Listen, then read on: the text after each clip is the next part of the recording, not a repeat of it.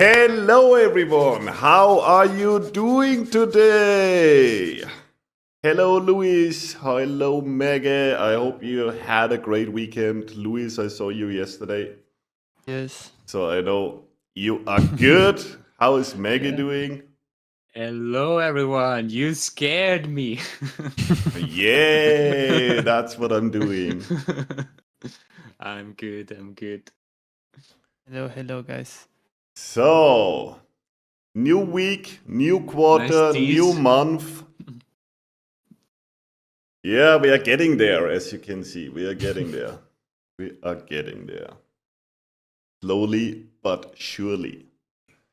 So, yeah, I think everyone has seen Peter's message, and I just wanted to show that because sometimes I'm super surprised. Guy is joining in the middle of the night, so he's sending me a message at 8:53 in the morning, my time, right? Obviously, didn't even open a ticket, despite the fact that it's Sunday night. So who do you expect to work on Sunday night? Even though you have a high chance in the academy that some of our guys are answering your ticket at this time, right? But like, if you don't even open a ticket and just post 2 messages in the onboarding live channel, then it's gonna be a problem. And coming to the conclusion after that, that I have not received any support. I'm unable to view any courses. The available content significantly deviates from what is advertised, which much being of it inaccessible to me. So that's gonna be a problem. Not in the academy because I don't really care, but like if you have this mindset, you're gonna be doomed to lose a lot of money and pay it to somebody else who has a way better mindset, right? Yes.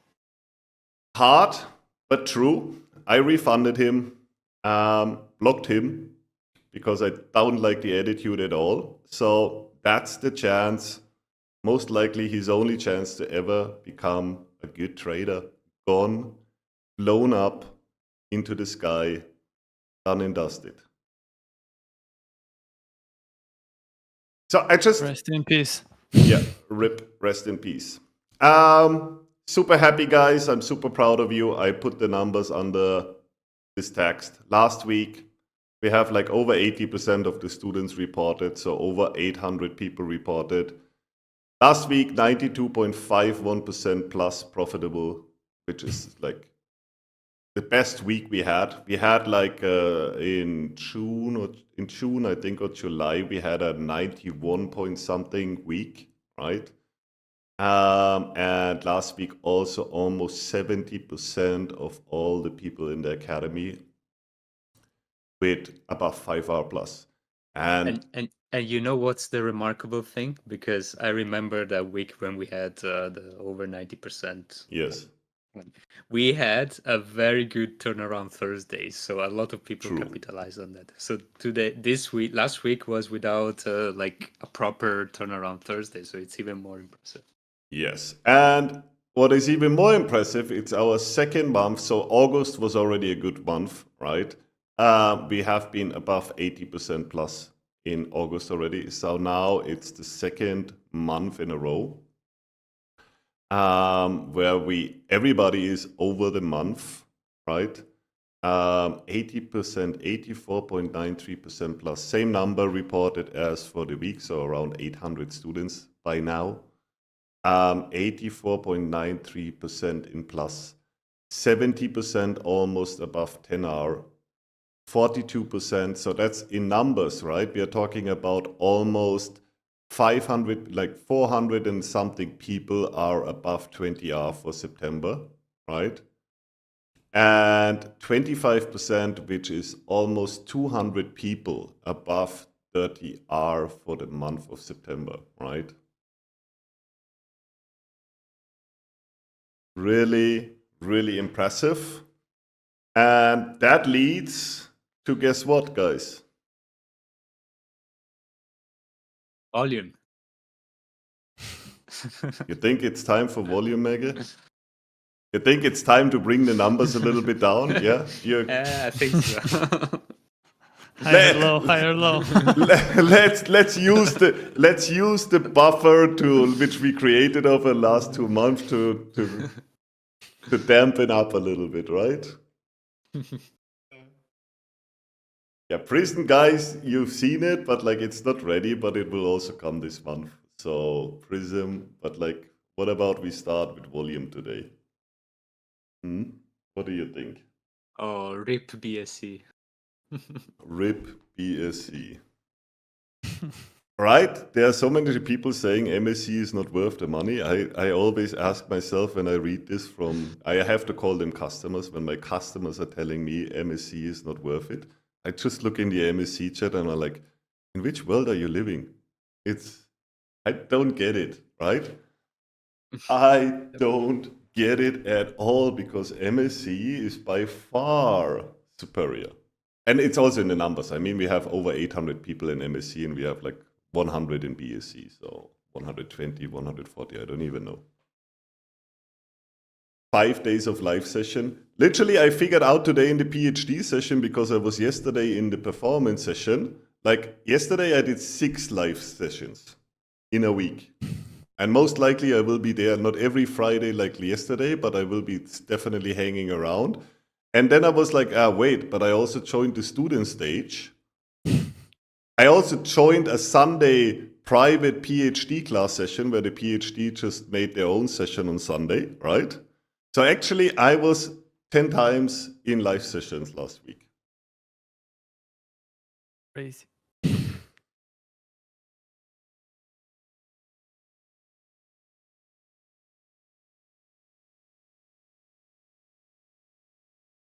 Before we start with volume, right? I want to know what's your opinion because like this email from Peter got me thinking also a little bit. So if you think back to the time when you joined the academy, right?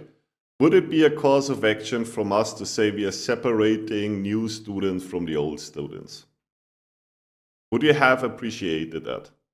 When we put you into a channel where only new guys are, you can do your frame, you can go like step by step. Because I think the problem why most of the people when they are joining new, I mean, we definitely have an overload of information, right? And the problem is that like when you come new now into the academy, you can literally drink from the fire hose, right? And you're missing like a lot of these crucial steps.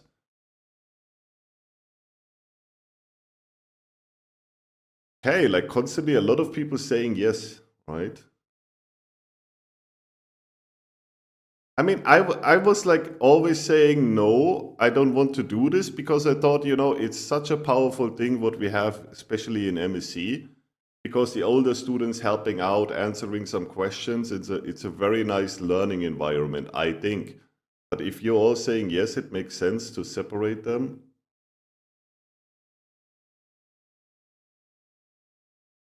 I think it helps to swim with the experienced one. What is your idea about this, Luis, from a performance perspective? From this one, honestly, I can see both sides, right? But Yeah. I think it comes down to mindset, right? Because this guy, Peter, whatever, in this particular case, he wouldn't never make it because if this is his mindset, right? But I think if they are able to follow the rules, right? If we give them like maybe slightly a bit more direction, but I think it should be good to see what is possible. Yeah. Also depends how you want to see it, right? Yeah. It's perspective at the end of the day. Yeah. LBG is saying stressful to know that you are so far behind. I think that's a mindset question. I mean, when you come into the academy, you can't expect to be on the level from somebody who's studying for 6 months, right? But like I would say that's like common sense. If I like enter the university and like I know that I'm not on the level like somebody who's already studying for 4 years, right? But I would look out to talk to those people who already study for a long time because obviously they have more knowledge than me, right? So I would like to connect with them, right? I don't want to just stick around the freshmen, right? But maybe you're right. I saw Jay was texting PJ. As someone brand new, I think it makes sense to have a written guide that has all the basics. The experienced people are going to have the answer to the same question over and over again. PJ, yeah, but like, I mean, literally, like to write all of this down, it's gonna be like a lot because, like, technically, every single live session, in my opinion, happened since January until now is worth watching, right? There's always informational value. So to write really everything down, it's going to be complicated, but I think I get your point. Santi is saying I wouldn't divide, okay. You have a section when new and old students can come together. That's actually maybe a good idea. Maybe not to separate. Yeah, Meg, go ahead, please. No, I just think it's a bit unfortunate that we allow people to join at any time, which is great for people, right? It's a plus because you know, if they see our students on Twitter and they want to find out more, they can join at any time.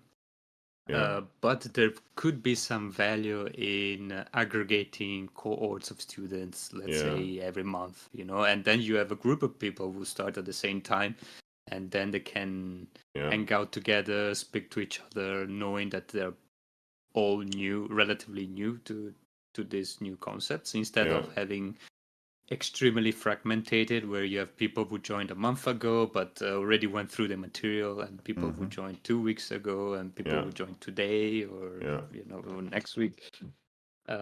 So I don't know, maybe we can create some cohorts as well within the academy, but I mean, like, anyway, we were working already on an idea to give people who are 6 months plus in the academy like their own space a little bit, right? That would aid this a little bit. So I think like separating is maybe like a cohort is a good idea, right? That's maybe something we should think about.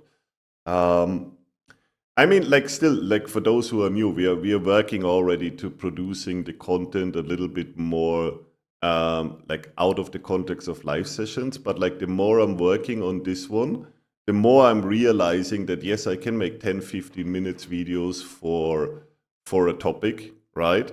But you will like I've been myself watching a lot of the lives in the past 2 months, right? And checking them.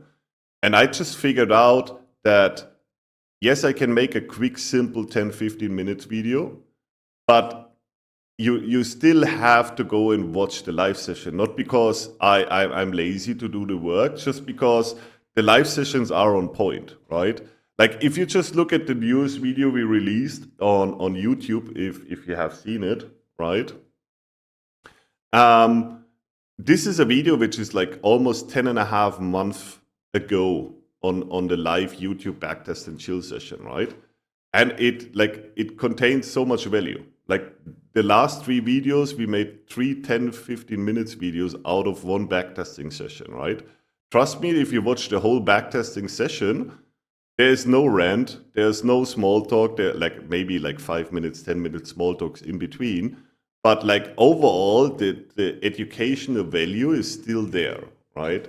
So yes, I can do some comprehensive 10-15 minutes short videos which explain the basics, but I still think you have to go and watch the related live sessions, right?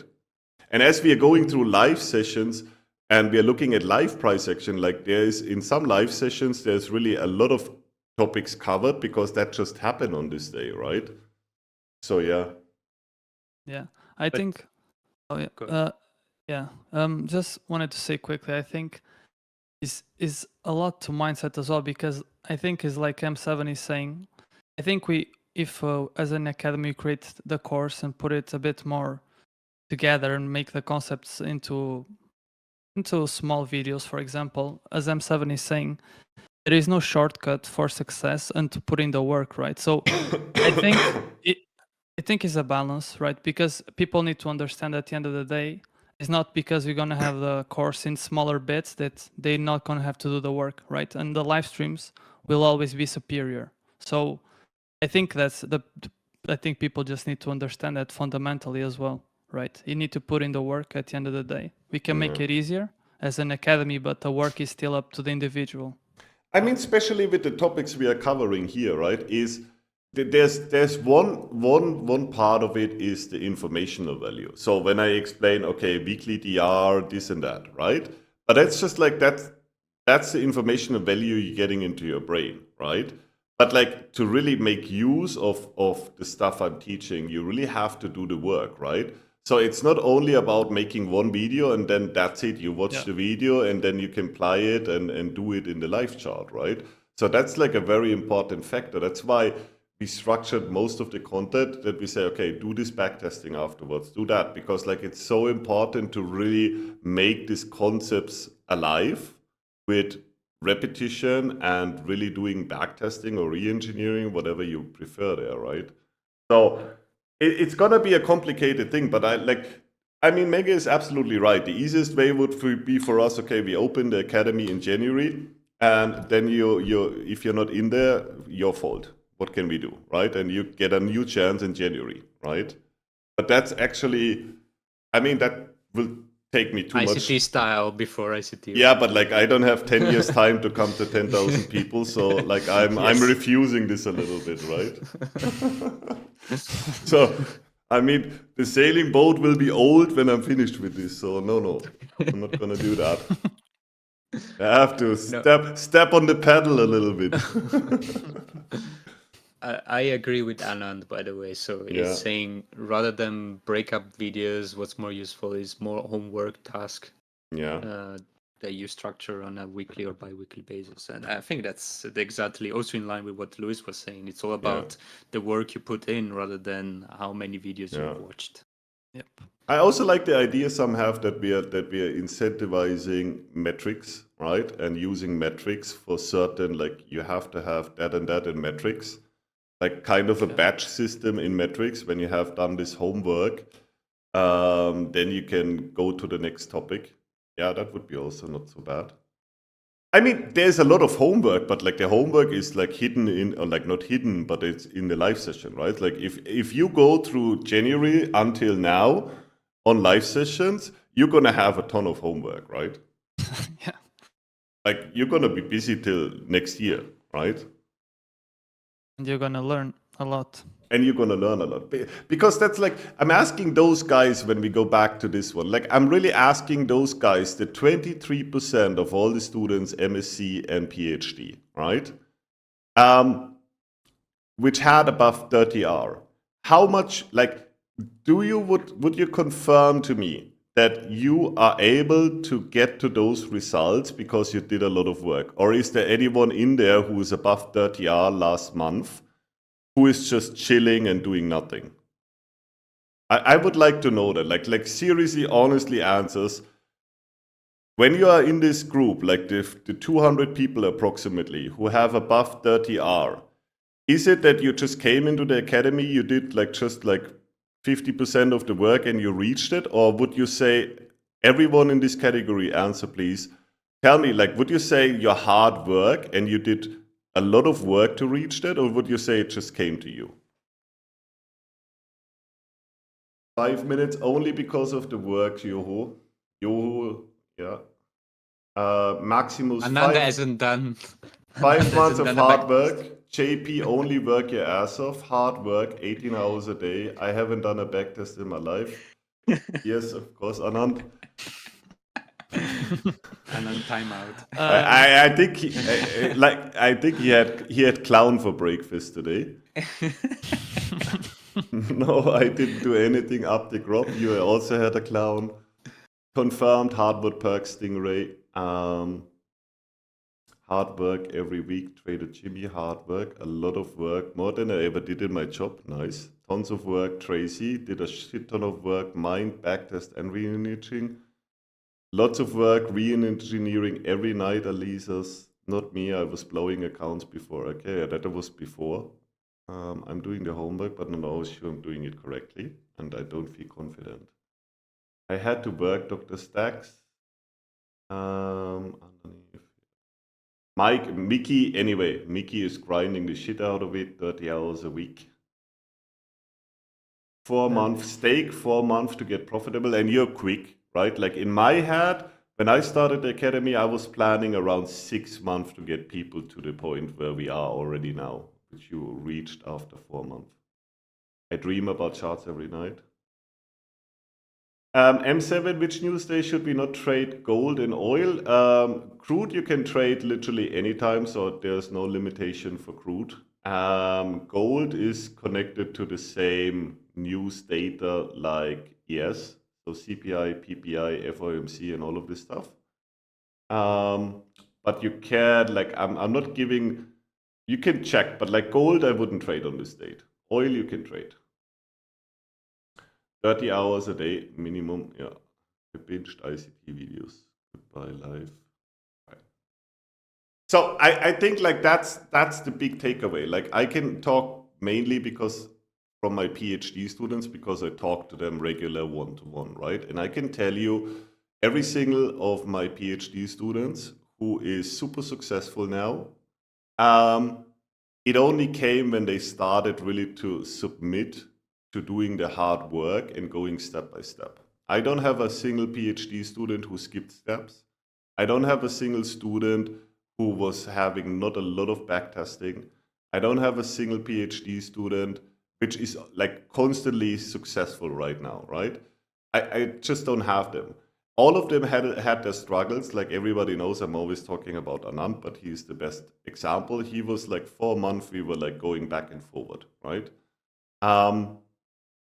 So I think that's like super important to understand that mindset matters and that like, yes, you can reach crazy, I mean, 30R in 1 month, right? That's what most of the people do a year when they are lucky, right? Just when they are lucky. But like if you do put in the hard work and the sweat and you don't jump steps and you don't try to rush into things, you are set up for success. That's really what I think. Yep. That's really what I think. Maggie, I heard you're working with a student on some stuff with that. Can you tell us a little Yes. bit more about that? Because I have to go to the washroom. Yes, absolutely. So I got a lot of inputs from a few students, which I take the opportunity to thank again. And some people have sent me some summaries and notes on the annotation on their live, which is very useful. And another student or a group of students have sent me a documentation with all their feedback as a beginner student in what they struggle with when they joined like in August. Like let's say you joined in August, you are overwhelmed by the content and by the all the different things you can possibly start with, and now that they have a grasp of the concepts and a bit of structure after watching all the onboarding sessions and a Q&A and feedback from other people, then they gave their recommendation on how to improve, for example, as a start, the quick start guide. So we are going to integrate the quick start into the website. And also, we're going to put some specific quizzes at the end of each section to make sure that you have the proper knowledge check. And you can do a self-knowledge check to see whether you are understanding everything and you can move on. And we're also gonna, for the MSc people, we're gonna give a specific recommendation to start from this one, then go on this one, then go on this one. Don't neglect the Mind courses. So Quantum Weaver and DR Mind, some of the people skip it. Some of the people don't even know that Frame is there. So it's going to be way more structured, and we're going to try to do the create a roadmap for people, which I think it's what a lot of people are asking also here on this specific feedback session. So there's a lot that we can improve, and a lot of it's actually going to be quick wins. And then the medium longer term goal is to have also dedicated short videos on each topic, but we still would link all the lives where those topics were covered, so that people have the opportunity to deep dive into the specific topic without missing anything, right? So if we're talking about algo structure shift, we can make a quick 5 to 10 minutes video, and then below just link all the relevant lives where this was discussed. Just as an example. Yeah, I think that's going to help a lot with organization, but also something that I wanted to say quickly about the lives and why they are so important is because when you come to a live as well, every time M7 is explaining something, is a concept of NLP, which I mentioned it here already on the live streams, which is modeling. And you can model the way someone thinks and someone sees the chart. And this is, for me, is one of the most valuable things of live streams and something that I pay attention myself. And I see how M7 thinks and see how he rationalizes the chart, how he analyzes. I see what he gives more importance to all of these little things. And then I can replicate it for my own thought process, right? So I think this is something that is super valuable. You basically get a professional. You're basically getting Cristiano Ronaldo telling you, look, here's is how I shoot penalties, right? And he tells you just like he's kind of doing it and he's telling you. So I think this is something you can pay attention to, guys. I'm sure a lot of you are already doing this. And another good thing that lives are so important as well, to see into how the mind of M7 sees the chart and how you can replicate that as well. So, but it's also true that everybody is different, and not everybody likes to learn to shoot penalties like Cristiano Ronaldo, because maybe just Cristiano has an inherent talent, and other people have less talent, so they need to work harder on other aspects, right? So there's the point is there's also no one size fits all approaches, right? And some people learn best by watching every single live session. Some people learn best with small quick videos about a specific topic, and then exercises, like you give them independent exercises, back testing on that specific topic. Maybe you give them like a role kind of framework, or like this is the gold standard that you need to replicate on your own, and you go into it. And both approaches are valid, and it's a matter of finding what works best for each individual. I guess I would say like talent is way overrated in my opinion. Like talent doesn't exist for me. Like that exists when you're reaching the 0.05% of what you're doing, then talent comes into play for sure, right? But till that point, talent is like hard work beats talent every single time when it matters, I think, right? Yes. Maybe not in like like talent can make a difference in like one game, right? But like I think if you play 100 games, and that's trading, right? Trading is not about one shot, it's about 100 shots, and hard work beats talent every time there, right? Maybe the one who has talent and does the hard work, right? He has a slightly edge for sure, right? But overall, the results will not have a lot of divergence, right? That's definitely something. But where Mega is right and where I have to agree with him is definitely the point that human beings, and I'm aware of that, but like it's very hard to incorporate with all what we have done in this short time period, right? But like everybody learns different. I think that's definitely a takeaway. So some people can learn just listening to me, right? So it's called auditive learning. So when you're like the kind of guy who likes to listen to books and keeps this in your mind, then you're most likely your tendency how to you process and work with information are very much related to your auditive capacities. So like when you can learn by listening to someone, right? Then we have people which have to have a visual cue to learn something, right? That's those people who need to have a picture in front of them, who see that.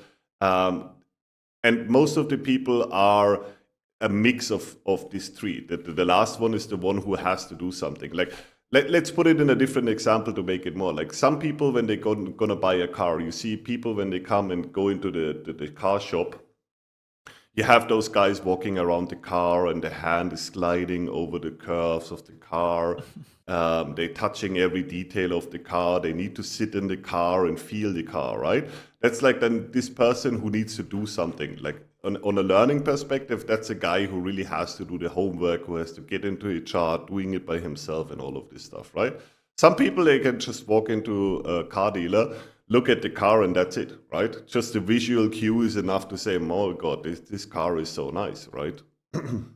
And then you have the guys who go to the sales guy and say, hey, can you turn on the engine, please? I need to hear it, right? I need to hear it. I need to feel the vibration on my body and all of this stuff, right? F7 kicked out of, like for me, like I'm a mix between visual and kinetic. So I need both. I need the feeling. I need to touch the car literally, right? I need to feel it and I need to see it. Auditive, like I don't really care, obviously. That's not so. I don't learn good with audiobooks, for example. I need to read books. For me, Audible is a nice gadget, but I'm not learning with it. If I want to learn, I have to read the book, and then the best combination for me is reading and writing down the passages which are important for me by hand. That's why I'm a big fan of the Remarkable, which I need the Remarkable. So like I need to when I study something, I need to read it first and see it first. And then I have to write it down. That's why for me, it's a very crucial aspect in learning and getting things done. Remarkable was such a game changer for me because my life before I had like 1,000 notebooks, right? And with the time, the more you write into your notebook, it's getting a pain in the ass to find your writings, right? So Remarkable really changed my life in learning. I think that's super good awareness, right? Being aware how we learn the best and then take action for that. I mean, I can tell you, like the corporate world is spending thousands of dollars to educate to educate the employees, and especially the one who are educating other employees. They're spending a lot of money for giving that knowledge. There are courses all over the corporate world, which like weekend or a week course of this is $20,000, which I just simply explained here, right? But learning how to learn is an underappreciated topic, I would say. It's very important, literally. If you want to peak up and you want to go to peak performance, you have to understand how you're processing information and how to keep them, right? It's so crucial. Like it saves you a lot of time when you understand how you learn at the end of the day. So maybe like one day when we will have time, we will make like a 1-hour session about finding that out. I still have like plenty of documents about tests and seminars I was visiting in NLP and all of this stuff where we can make like a really nice thing out of it. Easily 20K, yeah. Easily. Guys, and also on this topic, there's a really good book that I like, which is called The Science of Self-Learning, which is really good. If you guys want to check it out, you cover a lot of the stuff that M7 was speaking is completely correct. Super important. Great.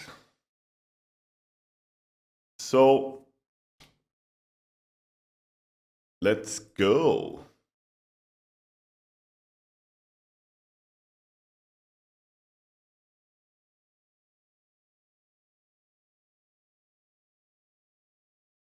Oh, sorry, I was just reading a message regarding Peter. Okay, let's leave this on the side. Doesn't matter. Thank you for the message anyway. Psychometric test. Yep. Red, blue, and green personality types. Like a lot of nice things. Like it's almost like trading education. You find a course every week somewhere. Okay, guys, let's go. Volume, Mege. So Mege knows volume since some weeks, right? How long is it ago that I showed you volume? It was start of the summer. Yeah, I think so. So June around, I guess, right? Yeah. So what did you do since then with it? And what are your insights about it? Let's start. Let's put the saddle on the horse before we put the horse there. What?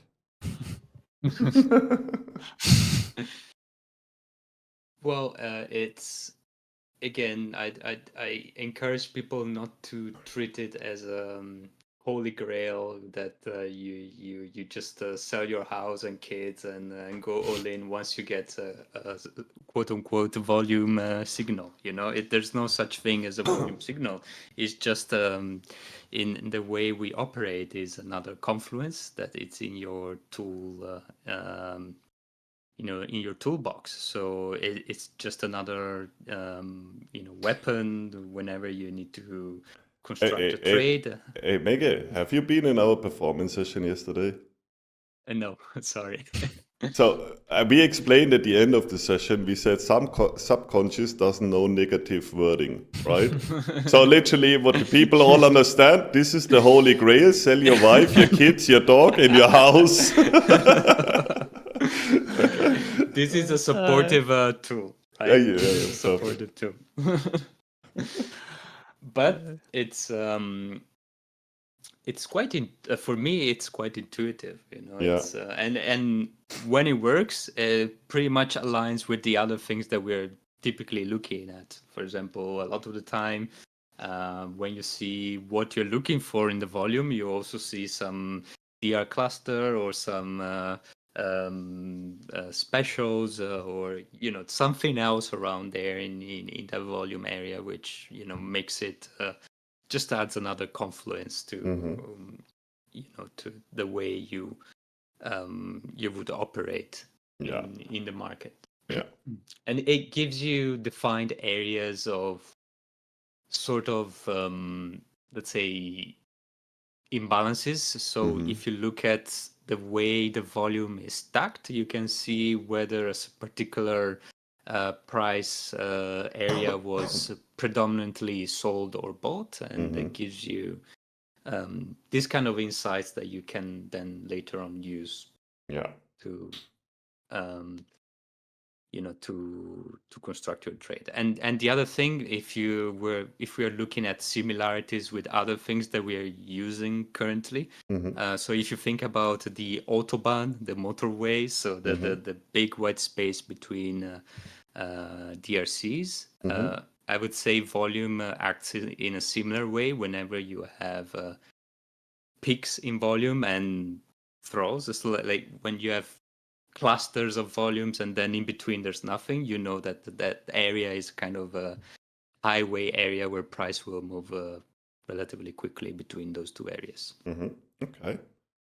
Okay, so let's think about it in a different way, right? So far we have time, right? Time is a crucial factor for our decision making in everything we are doing in DR, right? Everybody agrees? So we have, like literally, like Louis said yesterday in the performance session, right? Everything is planned when it comes to our trading day, right? So our sessions are based on time. That's the first thing, right?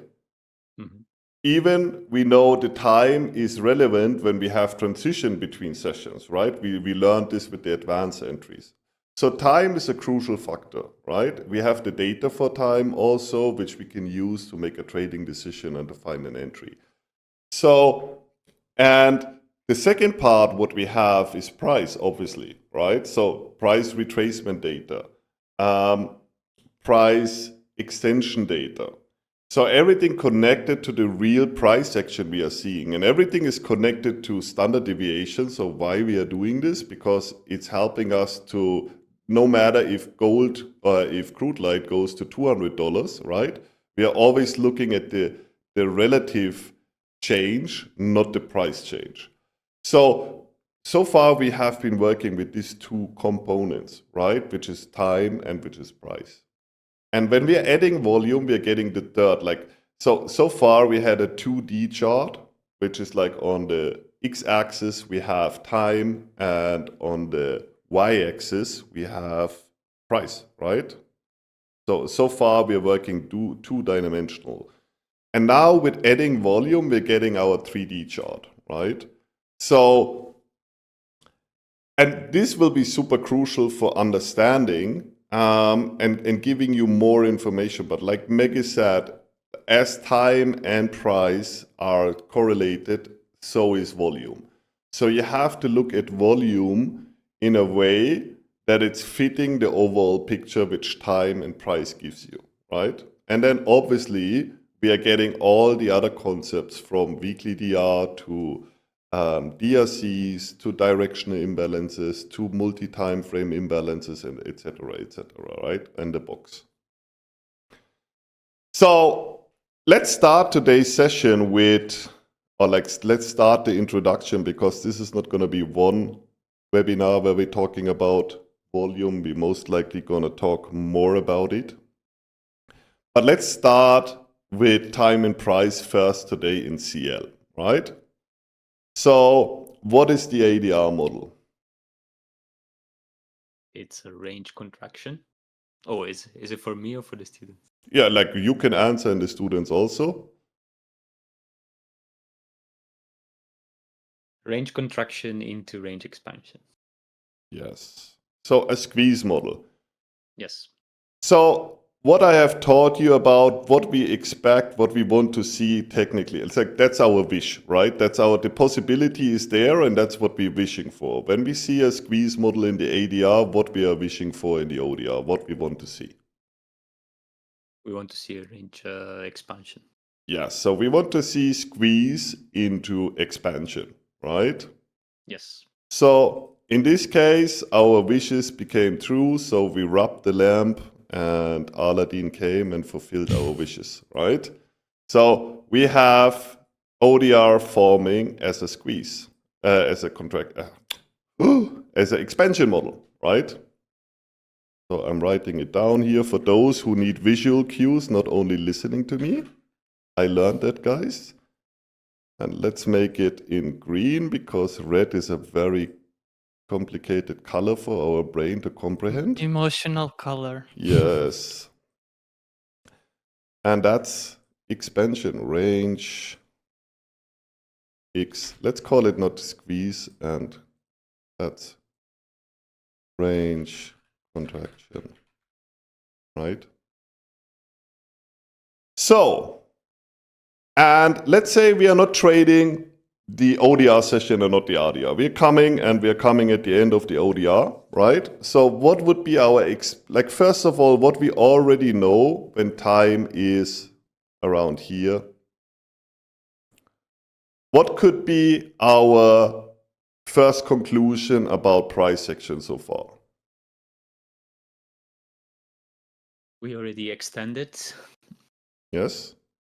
And we are forming a range expansion model.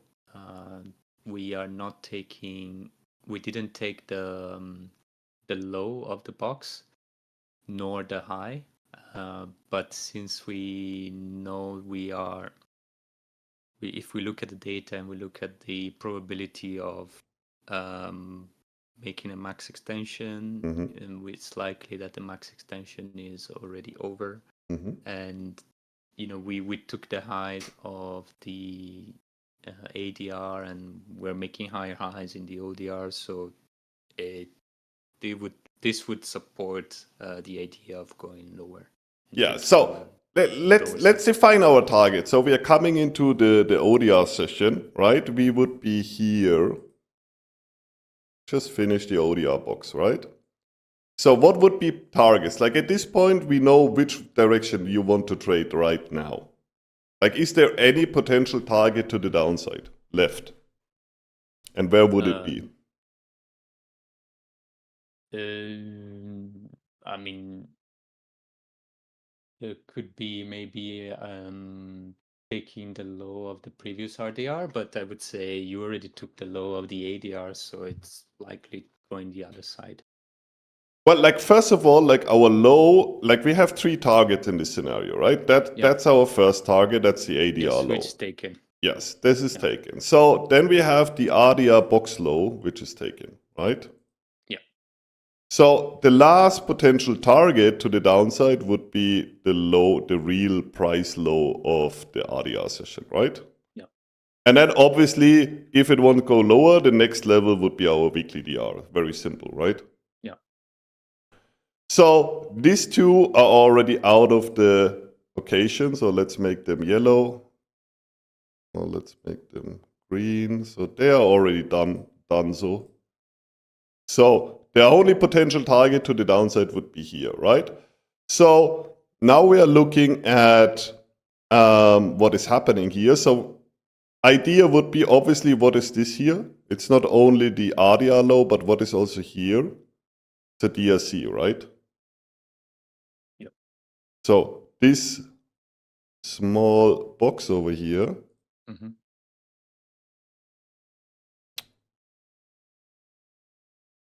So that's our DR, RDR, that's our DRC. Let's make it blue to make it properly. So that's our DRC, which is aligning with one of our targets. And as we can see, those 2 candles are rejecting to the tick from this level, right? So what would be our first conclusion now? So what would be our trading probability? Which trade direction you want to go at this point of the price action here without even looking at all the other stuff what we have, just like what we see on the chart. What would be the logical consequence at this point what we see right now? I would say price target is reached. So Yeah. And we're forming a perfect expansion model. So Yes. I would say the logical conclusion would be to turn around and go to the other side. Yes. So our first target to the other side would be where? It would be at least a new high.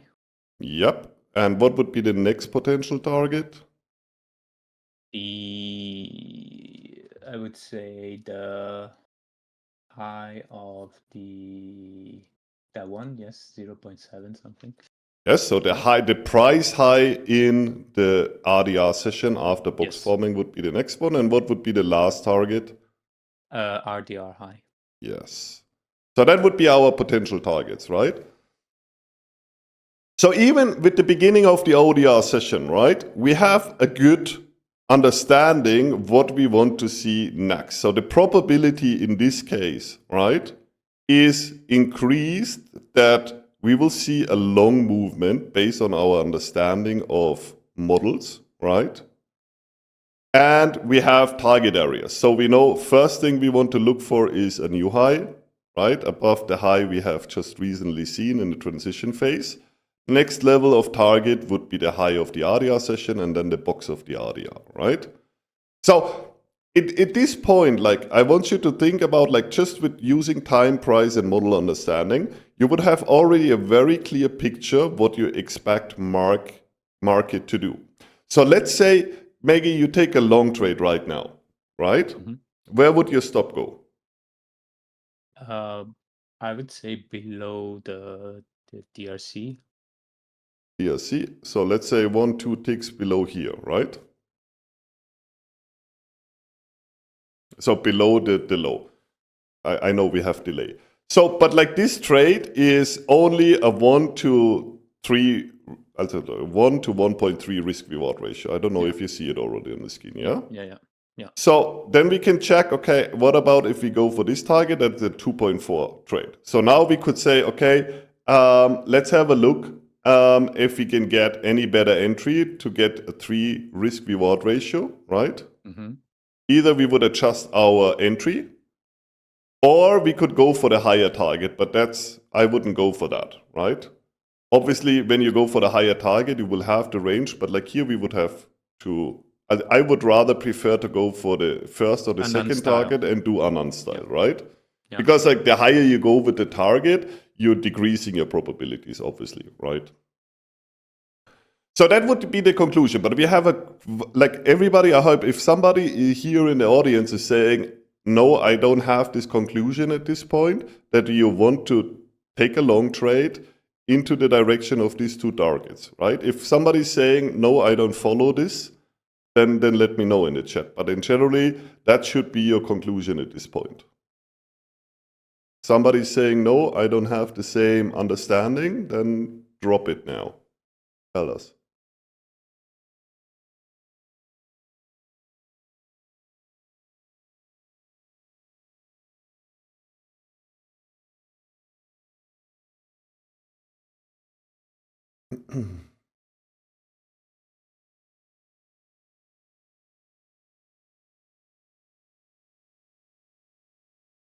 Larry spins, the red box would put me off. Larry, that's like one thing which I tell my PhD students, again, to focus on a pro and con list, right?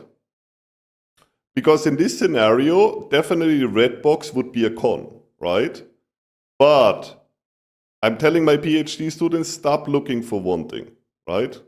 And like we have a doctor in the PhD group today, right? Not today, we have her longer in the PhD group already, but she's a doctor, like active, working as a doctor. And today I told her, I said, listen, like you hear my cough, right? So are you telling me, hey, M7, you most likely have lung cancer because you're coughing?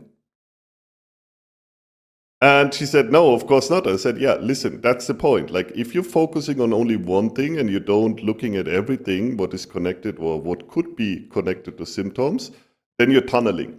Only looking at the red box here and telling you it takes you off is tunneling on one thing, right? Yep. Narrow vision. It's narrow vision. You're like ignoring all the positive things because you have one thing which is negative, right? Yes. Especially when we have the Christmas wish of squeeze into range expansion. Yeah. So the point is like even if you look from a short perspective, let's say you're looking at the price action right now and you don't have the understanding for a long here, right? Let's put long off the table for a second, right? If you just follow the red box, like even if you're short tunneling, right? So the target, there's only one target left for the expansion to the downside, and that's this target here, right? So taking a short trade here, it has a very bad risk-reward ratio, in my opinion, right? I can visualize it entering here, stop, let's say, about the RDR highs, right? So this, and you're trading, like we already worked 1, 2 of 3 targets. So the probability for reaching the last target is still in play, right? But it's still, you're trading into one direction while we did everything around here and we have 2-tick rejection, right? Mm-hmm. So even if you say you don't want to take a long trade, which I would be fine with at this stage, right? If you say, okay, the red box is the reason for me to not take a long trade, I'm fine with that, right? Because I always tell you guys, be a risk manager first, right? But you should also not, the red book should also not make you take a short trade, right? So if you just stay neutral and say, okay, I don't want to trade long because of the red box, completely fine. But then also not looking for a goldfish, a pre-goldfish, flipper, whatever we want to call it, into the short side. Because the probability that we reach a lower target is definitely lower than it was before the move happened. In my opinion, for a short, you find your entry somewhere here, right? Up here in the transition phase between IDR into ODR, if you take an early ODR, because that's also, we have not talked about this, but like that's also a point.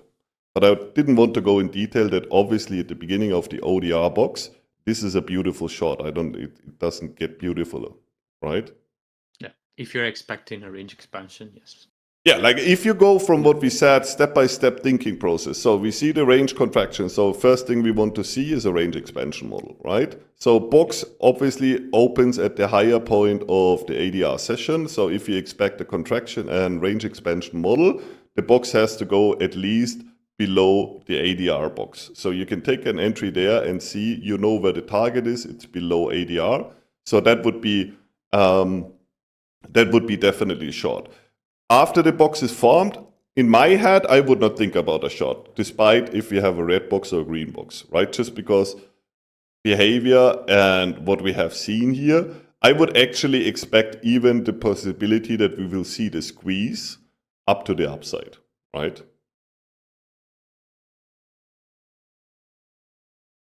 Makes sense to you that like right now, how price is action, we have the possibility that the squeeze, which is coming from our contraction model, there's a possibility that we will see the squeeze to the upside at the moment, right? Everybody follows that? Because we are expecting a strong movement in one direction. So right now, I can't rule out that the squeeze is happening to the upside, right? Possibility that it's squeezing up is given because we don't have any targets. So I have more targets to the upside now. We have 3 targets to the upside and we just have 1 to the left, to the downside, right? So just based on targets, there's much more to work on the upside right now than it is to the downside. If we go back to the when I explained you liquidity and that it is not liquidity, literally like all this stuff here is more or less collected, right? So there's only one area left. This is down here, right? To remove liquidity out of the market, it's only down here, right? While to the upside, we have 3 levels where we can potentially remove liquidity out of the market. And now we're starting talking about removing liquidity instead of liquidity, because as I explained to you, it's not liquidity, it's actually removing liquidity out of the market, right? So, okay, let's continue from where we have been here, right? But to Larry's spin again, like it's very important to have our pro and con list all the time for you guys. Like this is again learning process. Have it on your chart, write it down all the time, right? That makes it so much easier for you to analyze and make decisions. Yeah, and then eventually you will do it like M7 probably is able to do right now, which he does it subconsciously, right? As you say, you look at the chart, you know exactly what you're looking for, and you know what you want to do, right? Yeah, Santi has this in his database also, right? Can you zoom out and talk about ass? Seriously? We're not talking about ass, gaps in liquid. How is gaps in liquid anyway in this live stream?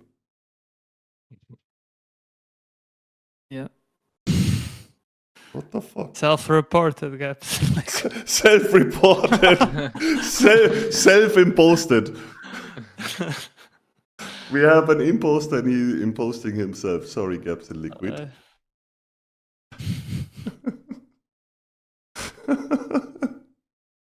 Oh my god, you know, this academy is really the best time of my life. I never remembered laughing so much. It's so funny.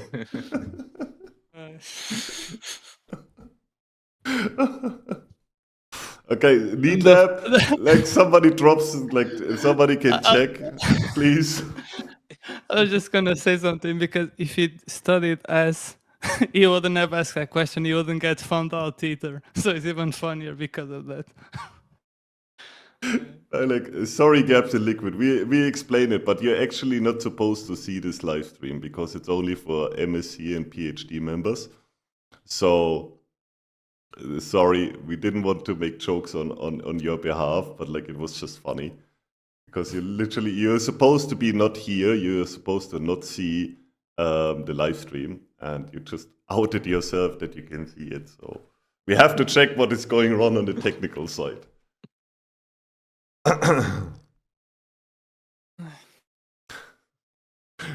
Who left the door open? Okay, let's continue. So, Oh.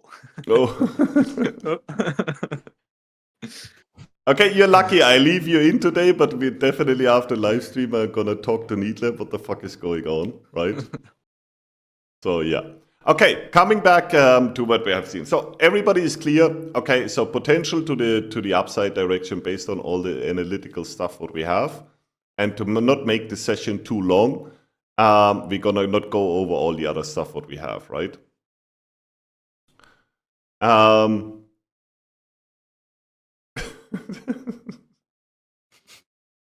So that would be the conclusion what we have right now. So let's check what price is doing. So then price comes obviously up, right? We would not get an Anand style here, right?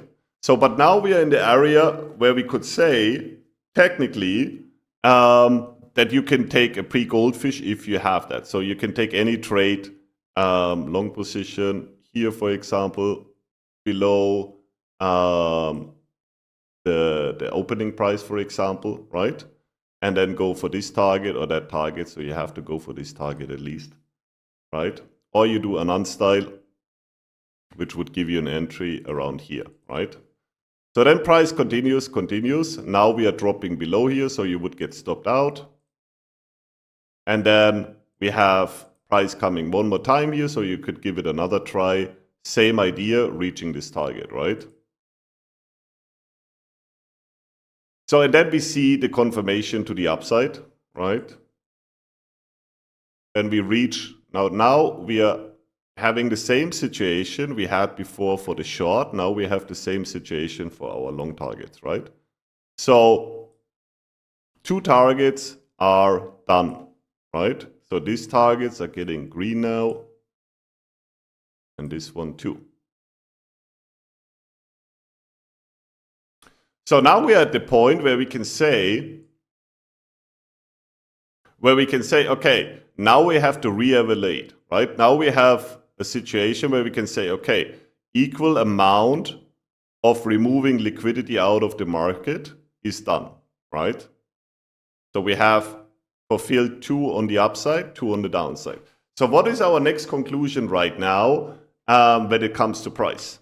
What we expect, what is the next move we are expecting? I would say, following this logic, you would go to the other side. What the fuck?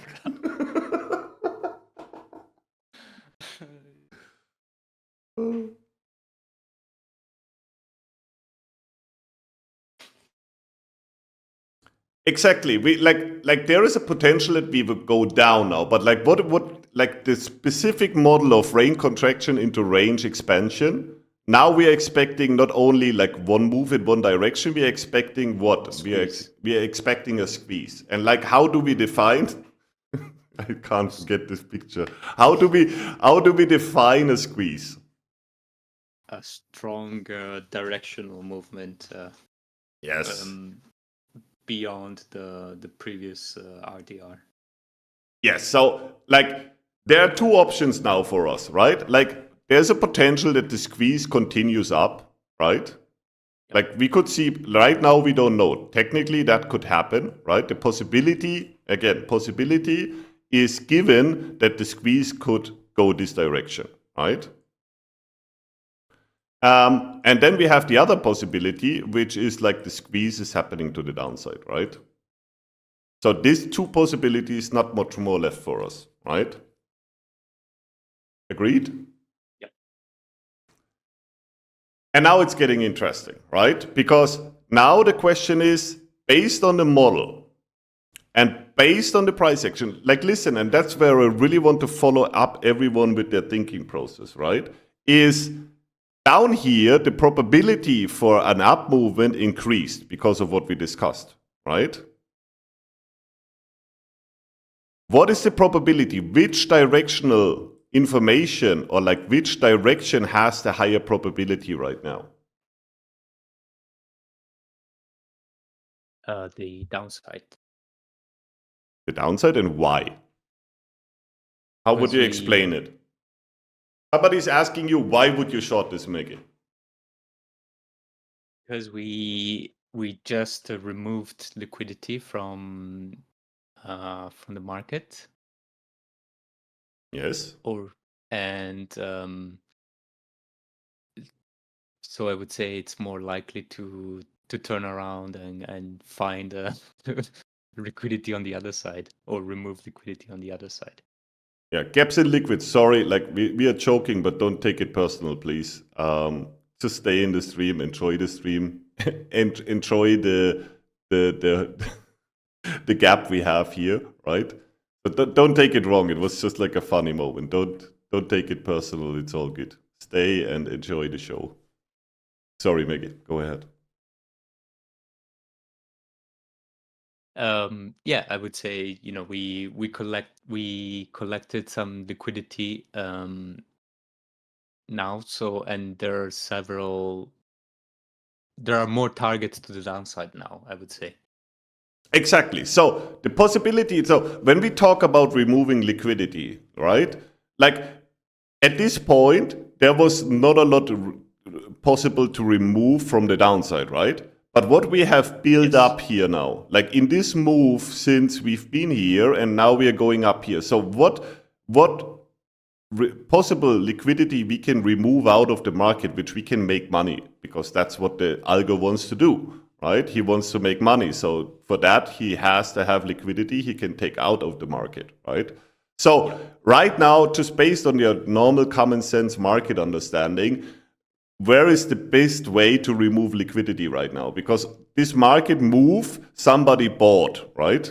Somebody was investing into the long direction. So that's the liquidity which can be removed. I don't, personally, what do you think? Like, do you think there's a lot short liquidity here, right? I would say most likely not. No. Right? Yep. Exactly. Trap the longs, get their liquidity. Exactly. So now it's coming together, like all the three things. Like still, we have possibility, obviously, both short or long. When do we know that it most likely goes higher? Like we can already define a level where we can say, okay, if price goes and closes above a certain level, then I have to think more about the possibility that price wants to take this one out, maybe. What has to happen that we think, okay, what price has to do next to think for us, okay, I have to factor in that price wants to take this level next? You would need to close above the RDR. Sorry, which level? Yeah, right now, how you see the candle. So where would you think, okay, I may be wrong with my short? At least it should be close above the high we have just seen, right? Yeah. Right? So we can already define, okay, if I get stopped out, so if I decide now to take a short trade and I will get stopped out in this short trade, right? I could potentially rethink, right? Yep. So now let's turn on the other stuff what we have here, right? No, let's not do this. I leave that to you for re-engineering. Everybody knows what we are doing here, right? I think we don't have to go over these levels, range limiter, and all of this stuff, right? Correct? Yep. I think we covered that a lot. ERCs and stuff, yeah. Again, like look at all this stuff. I mean, just like whenever you turn this on, you must be amazed, even though it's a lot of lipstick, but like it's even confirming everything we discussed here, right? All of that, right? Makeup in the right places. Yes. So that's the conclusion now. So you don't have to act right now because we still have plenty of time left. But like Anand was bringing in a nice example for it, right? So what Anand showed in the chart. So if you check your DR data now, right, on DR Lens. Yep. Let's The check. mode up for the extension, it's 630, 645. Yes. Let me just switch quickly to the data set and I'll put it on the screen.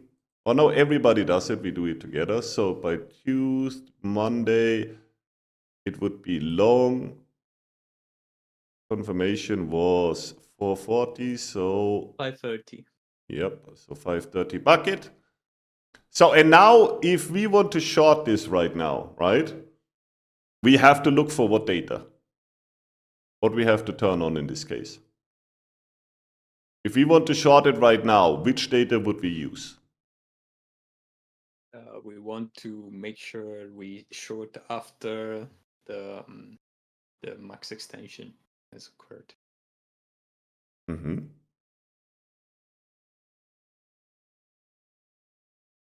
Right. If we want because the rationale is if we follow the confirmation, Mhm. and bear in mind this is an advanced trade, right? So we normally don't trade against confirmation, but if we were to, because our understanding on the model tells us if we're more likely to go down, so if we were to go against the confirmation direction, the data point that would be more useful compared to the normal operations on the airlines, it's the reverse. So usually we look at the time of the maximum retracement because we trade in alignment with the confirmation.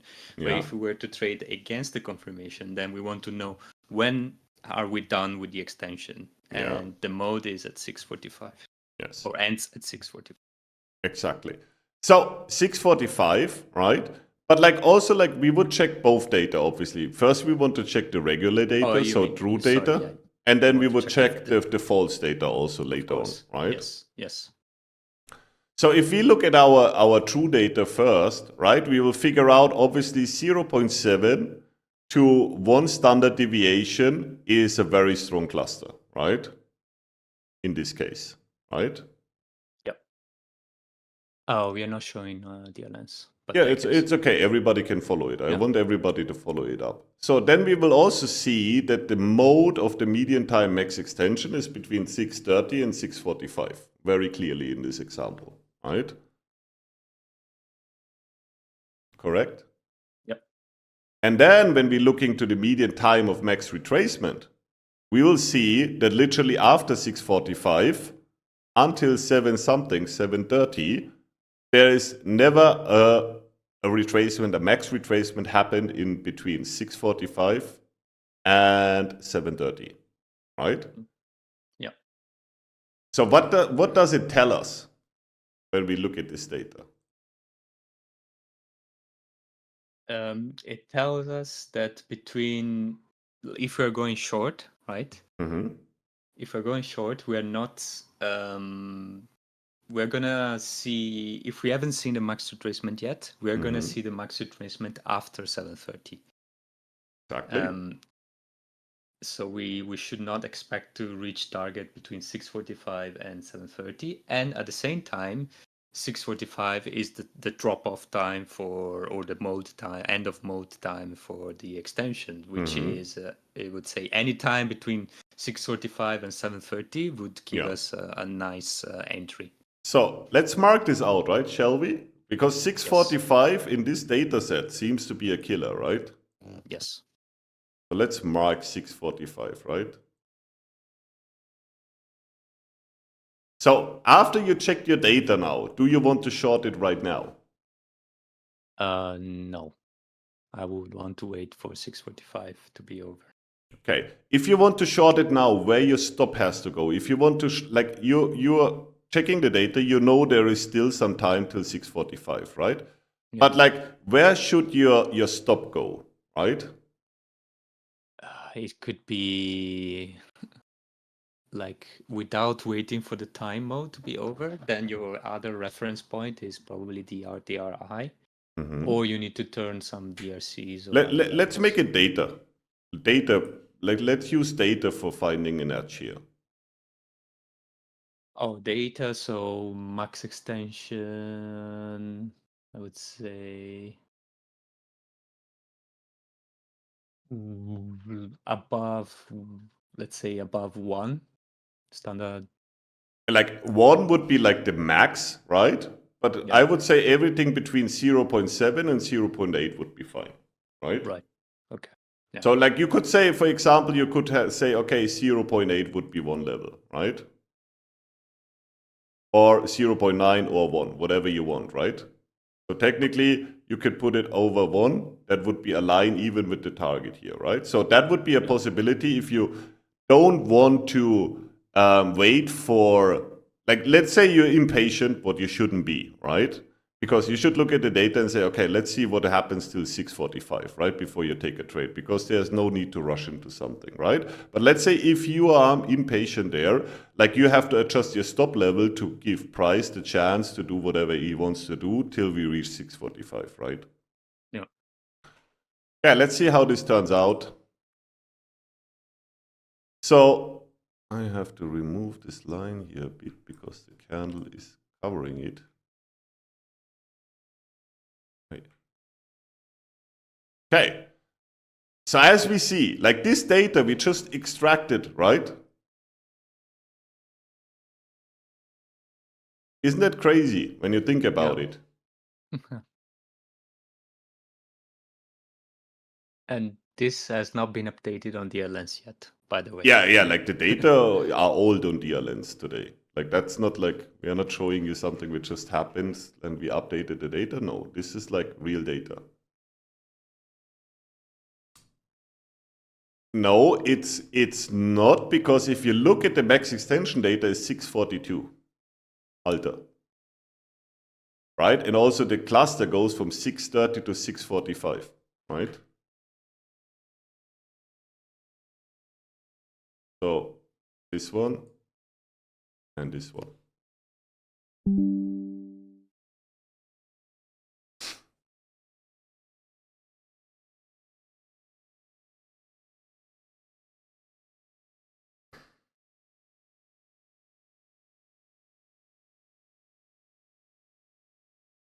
Alter, maybe you're a little bit confused. We are looking not for the retracement time, right?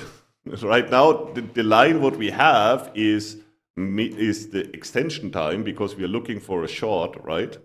And on top of it, this is also aligning, because we know that afterwards, most likely, if a short is coming, the max retracement will happen at the end of the session. So we don't have to worry that there is a short retracement coming in, right? And then we go higher. That's the advantage of the max retracement data we are seeing here, right? So everybody follows, everyone is clear here, right?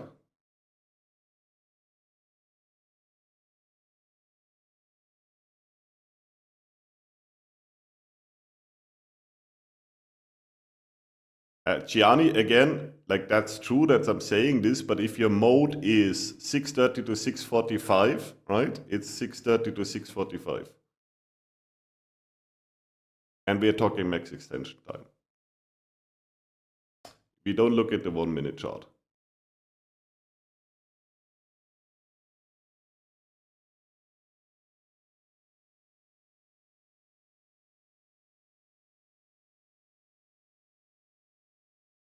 Clear?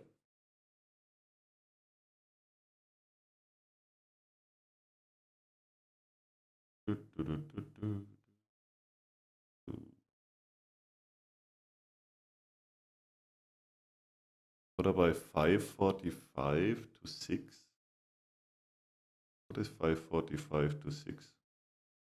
I think he means probably 6:45. I think, right?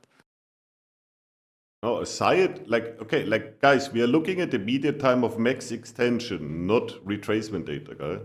Like, what we are talking here, we are looking for a short on all the probability and the ideas what we gathered together until now. So we are looking for a short. So literally, we are not interested in retracement data. If you want to short any kind of this movement here, we have to look, okay, where is our probability high that we have seen the high of the day or the high of the session? That's what we're looking for. That's why we're looking at extension data, right? So right now, this extension is most likely 0.7, 0.8. Check 0.7, 0.7, maybe 0.6. I'm not sure. 0.6. Let's check.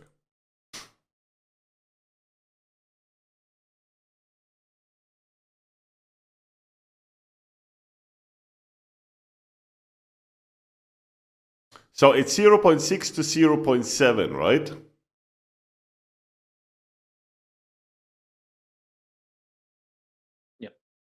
Perfect. Okay. So now we have at least time in our favor, right? And now we could think about all the conclusions what we have. We could try a trade here, right? So again, pro and con list. On the left side, we have our pros. On the right side, we have our negative points, right?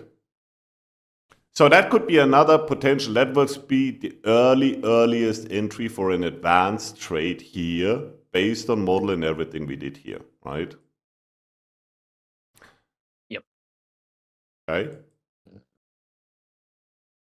So can I just clarify something very quickly Yeah. because people for Red Avocado? So I think he's asking on DRLens how this would be recorded in time extension. So it would be on the next bucket, but the problem with DRLens is that we are also bucketing 30 minutes confirmation and we have 15 minutes time buckets in the extension and retracement times.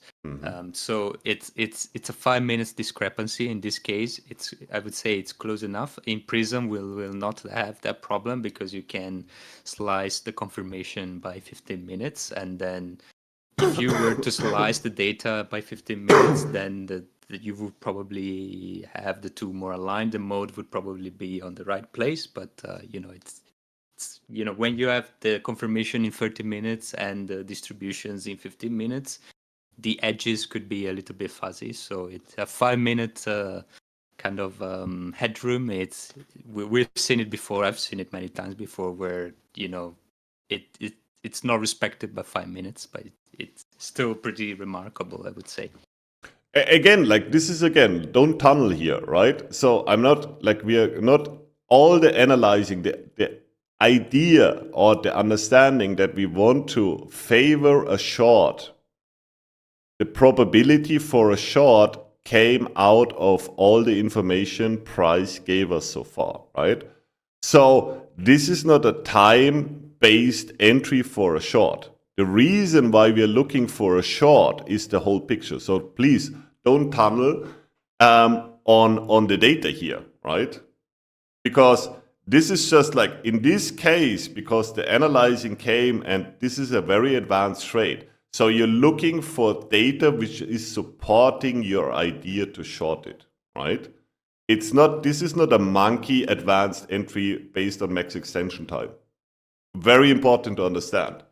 So in this case, the idea to anyway short, if you're only database, you're anyway not shorting this, right? Because it's going against the confirmation direction. This is, if you don't understand why you want to short here, right? Please, not that we have a misunderstanding here, right? Don't use max extension data to short something. Only in this case, all what we discussed so far in this session leads you to the conclusion you want to look for a short based on model and all we have seen, right? So, and then you go into your data and you double check, is it possible between 6:45 and 5 o'clock? Does this support my idea? And the median time tells you again what? It's not about 5 minutes plus or minus. So what median time tells you in percentage of possibilities? 50% of the times the extension is done. Thank you very much. So that's why we look at this and we know when this is over, 50% are done, right? So obviously with all the analyzing we have done, right, we can say, okay, we can short it anyway because the idea is a contraction model into an expansion model. But if we wait for 50% to be done, what does it do? It increases our probability that we will find a better entry. It's that if we would short, let's say at 7 o'clock, at 6 o'clock, for example, right? Mm-hmm. You understand what I'm talking about? Yes. So because mode's over, right? Yes, we are increasing probability because right now, again, we want to short it mainly because of what we analyzed based on model and price behavior and all of this stuff. So now we are checking where we are right now with price. Is this a potential area where the high could be, right? So when we're looking at the chart now, we have time confluence here and we have price confluence, because if you're looking at your extension data, obviously the extension median is 0 is 1, right? So that's between -2, it would be already target area, and this is the stacked area in the median extension, right? So that would be a point where we can say, okay, time and price could help us to understand, and we have a 50% probability, at least time-wise, that the extension could be over here, right? Yep. So let's see how it goes further, right? The price comes down, goes up, and goes down, right? So what do we have now? What is the newest addition to our arsenal? If we don't have to take the short here, but the understanding is still the same. So price goes down, retraces. What do you see here which gives you an idea that something could happen now, or that short could start very quickly? What do we have here in this candle? Directional imbalances, right? Yes. Do we have any directional imbalances here in the up movements? Nope. Right. So first indication, there's a little one. I see one. No. Yeah, up here, this one. Because that's the only one in the whole movement here. Like from box until up here, that's the only directional imbalance to the downside. Okay. So anyway, let's say we don't take this, right? We are still at the ODR session, so we can wait again. So price comes. So now the session is over. So now we have this directional imbalance, right? We form another one over here, another directional imbalance to the downside. And now we have another directional imbalance which is forming here. So now session is over, right? So now we have the confirmation that what we already figured here, right, was right. So even if we don't take a trade, like we get the confirmation that what we looked about is, okay, time and price was matching. That was our high of the day, right? And then since then, price is coming down and shows us directional imbalance. So now we have finished this session. It's 8:35, right? So what do we want to do now? We have another directional imbalance is forming here, right? So now I can take another short trade because at the end of the day, right, I have a directional imbalance here, which gets filled. I mean, I don't know if you see, do you see my... So you see the VIX, right? There, directional imbalance here. And this candle is literally closing this volume imbalance to the tick and then extends to the downside, right? So we could use that. We could use like simple entry technique and say, okay, I put my stop above the DR here, for example. There is another imbalance. If I turn on multi-time frame here, range limiter here, right? So I can enter here. If you look at range limiter, I can enter here. I could even go crazy and put the stop just above this range limiter, which is just newly formed. Or I can say I make it safer. I put it above this range limiter, right? Target would be as usual. Would be down here because that's the last target we have to take out based on the model, right? So I could take trade here. I could take a trade here, obviously. Special is forming here and all of this stuff, right? Everybody follows? There's a limiter too, yes, Santi, absolutely. Okay.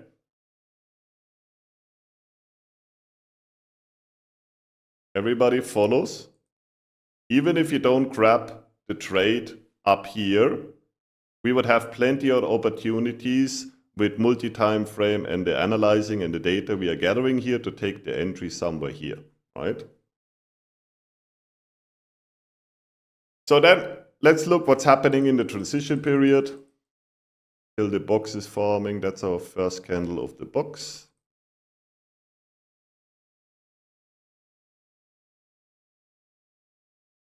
So obviously price comes down. We don't have any directional imbalances to the upside, right? So far, still everything is in place, right?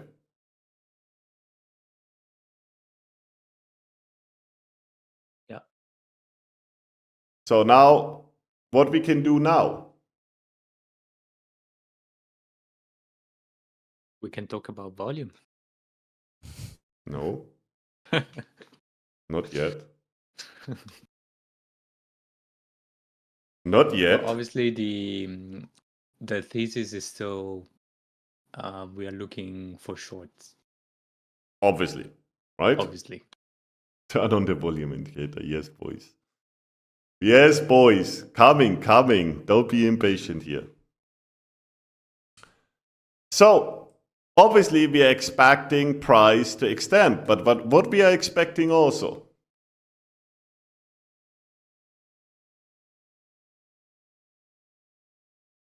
What we are expecting here, so that's our first candle. I'll give you the next candle. So that's the first candle of the box. What are we expecting? Squeeze, sorry. Squeeze, exactly. So if you would have done your homework when it comes to models, right? What do you want to see? I'm pretty sure Santi can explain that to everyone, right? What do you want to see? Do you want to see another trumpet in the ADIA session, or do you prefer the model which has no name? You would have done your homework. Do you want to see a Voldemort, or do you want to see a range expansion model? Never. Never is not true. I've seen it. But where is you go one direction. Follow the model. The Voldemort model, right? So either an upside or downside expansion model, right? Or the Voldemort level. No name, right? So when you have this understanding, and if you would have done the homework, you know, okay, it has to go down. We're expecting a squeeze, which is a brutal, impulsive model price direction to the downside. So with the box, with the opening price, which is here, you can do the same. So what we have here, we have the ADR session, so we can take another short over here after the first candle is broken, right? So here, let's say whatever you want to put your stop, right? Target, again, is down here, right? And for a squeeze model, now we have more information. Now we can say, okay, at least weekly DR levels, right? If it's a brutal squeeze, we will see, right? We don't know, but weekly DR is now in play. How I called my wifey Lord Voldemort.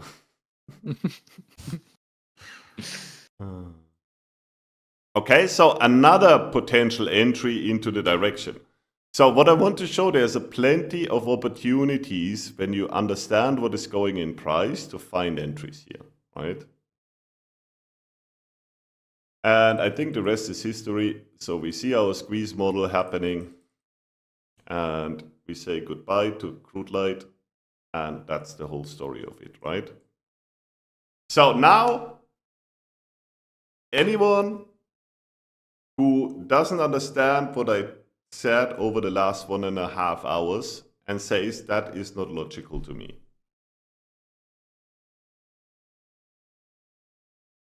Except you're a new student, like everyone who is 3 months longer in the academy should have every single one of those should be understanding everything what I'm saying here and should have seen everything happening in price action. And the beauty of this is that this is like a codified model that we re-engineer times and times again, and and yet another time it delivers really, really beautifully. To make it even more clear for you, the understanding, again, I'm coming back to Santi last week live session, right? If you do the work, I'm pretty sure Santi has known with like 80-90% probability what is coming next, right? Because he has the database of the models, right? Yep, and I think something else as well. Once someone really understands the market, look how many good opportunities there were, right? There's no need to FOMO because most likely the market will give you a good opportunity. So the analysis gives you this ability to feel more calm because you have knowledge. Okay, so let's have a 2-minute breaks and then we will see how volume would have potentially helped us today. 2 minutes break, guys.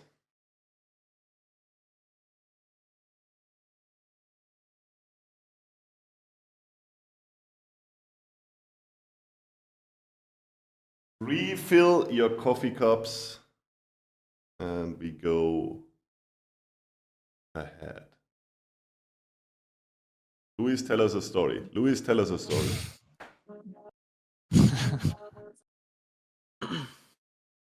Sure. What kind of story do you guys want? Maggie, they want you to Tell sing us. as well.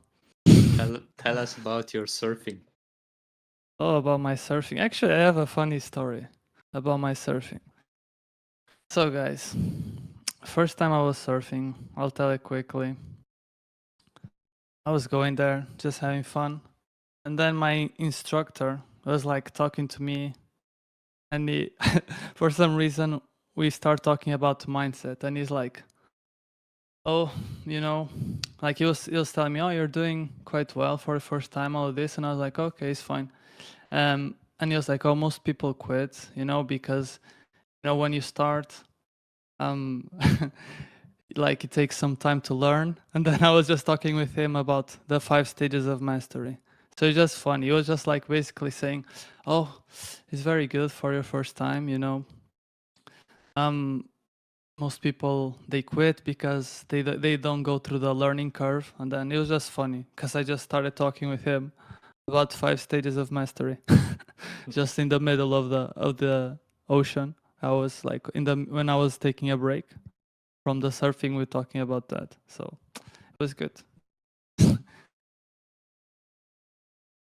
Yeah, not really necessarily a How funny many story. lessons have you done so far? Me, I'm going, I think, 5th right now. So Luis made him rethink his life. Yeah, 5th. But it's super nice. I think surfing, I don't know, is super tiring, but it's super good. I enjoy it so much. It's like you feel really in tune with, I think is, I don't know, it's a bit of a meditation as well. I think I like it. It's just fun when you're in the surfing board. Have you surfed, Maggie, as well? Yeah, I tried it on my own without instruction, only with grit and determination. I was surfing with some French boys who already knew how to surf, and we just rented some very unstable boards for me, and spent 5 hours in the ocean in San Diego many years ago, and I managed to actually catch some waves at the end of it, but it was extremely exhausting, I have to say. Yeah, yeah. But it's super fun. Yeah, I wish I had some sort of instruction. Oh yeah. You need it in the beginning. Yes. And like in the beginning you start with like some bigger boards as well. Yeah, You yeah, know, on so the it's beach easier. and the Yeah. movements and stuff. Yeah, yeah. Instead, I had to figure out on the water with very high waves. Yeah. For me, Don't listen to French people, guys. Don't take their advice. Well, like Mega is just telling us he did the trading way with surfing, right? Yeah. Just find some boys around the corner that will show you how to trade. Yeah? Nice, nice, nice. Yeah, it's like, oh yeah, it's easy. Come with us. Yeah, just rent this super advanced board. It's fine. You'll be fine. Anan, my ex-wife, is also French. I can concur too.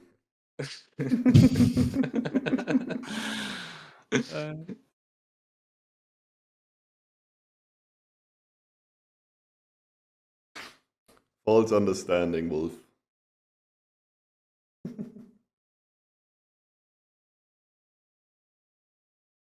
Okay, is everybody back?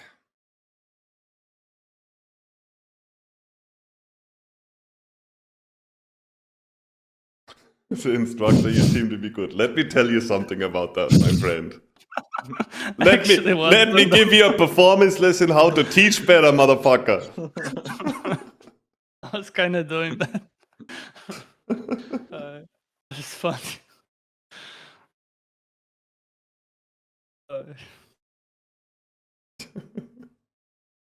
So funny though.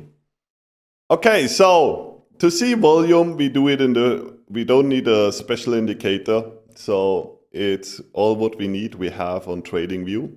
So go on indicators, type in SVP, session volume profile, and add this to your chart.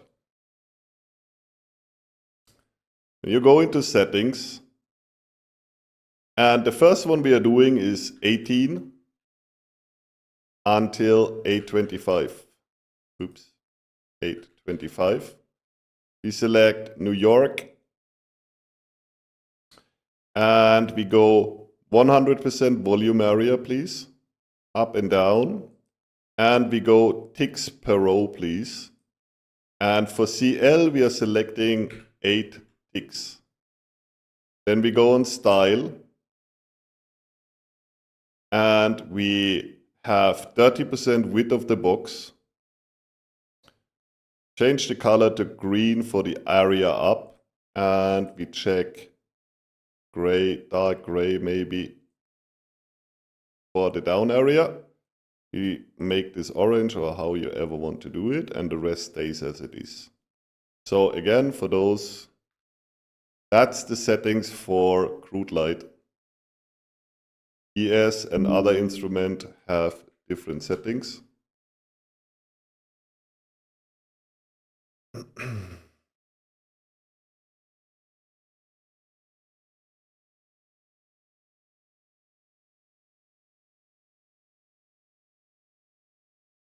So everybody set this up. SVP is what you're searching as an indicator. Session, volume profile. Make sure you're not taking the HD one, just the normal SVP. Everybody set this up on your charts, please.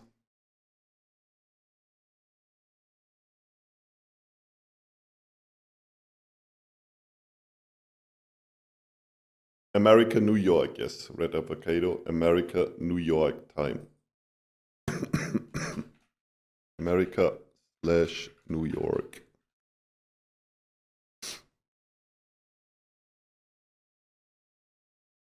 This message will auto-destruct in 3, 2, 1.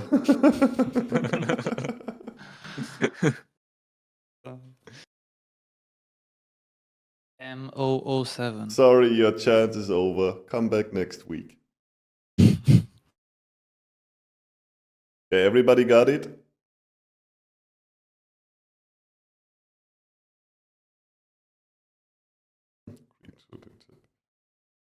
Can we get ES settings? No, ES settings coming in 4 weeks. ELT, just stop, guys. Wait, let me finish my teaching, please. Man, you fire hose, guys. Already drinking. don't even know how to use it. You don't know how to use it, but already asking for the ES settings. Amazing stuff. What transparency settings I like? I have it on 30% always. 30% transparency.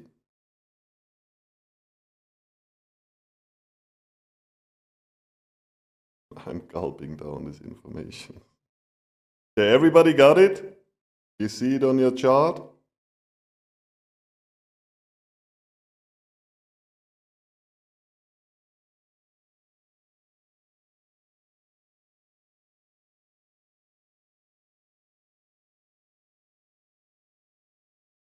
Okay, so now we add another instance of the same indicator. So again, SVP.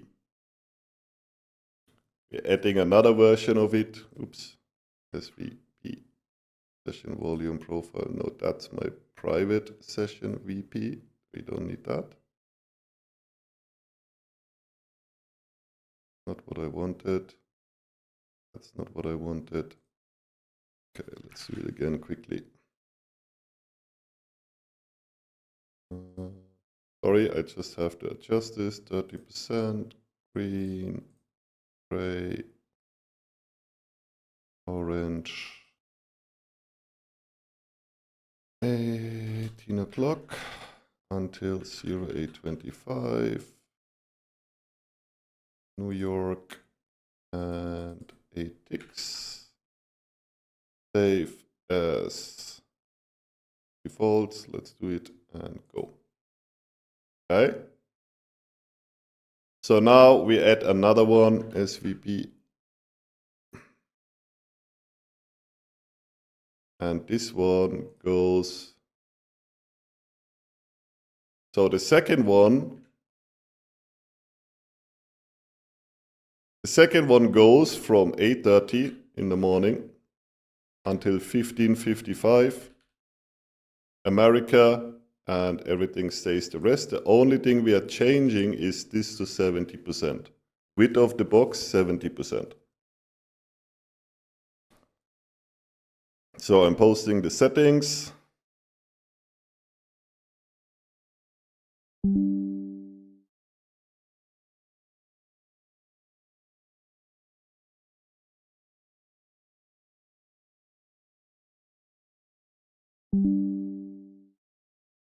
That's for the second one. So we will have one volume profile for ADR and ODR together, and we have one volume profile which starts after the ODR ends till the RDR stops. So 2 session volume profiles.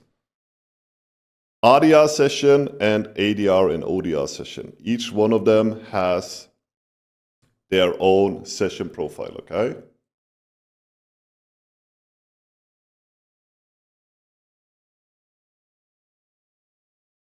I'm waiting till everyone has it set up.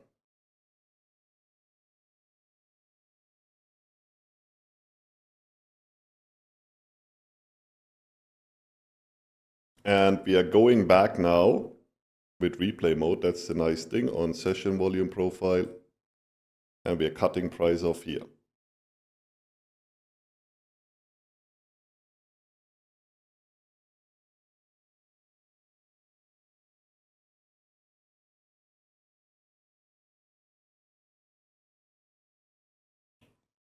Everybody is done, finished with settings.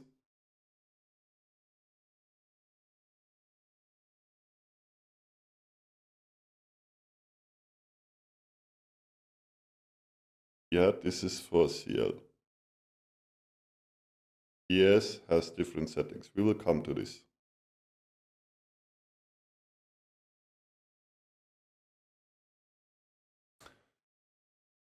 So let's talk in general. So when we're looking at the session profile from yesterday's RDR session, right? Coming into the ODR session. So Megan, what is our conclusion? Which areas of interest are interesting for us? Just based on volume.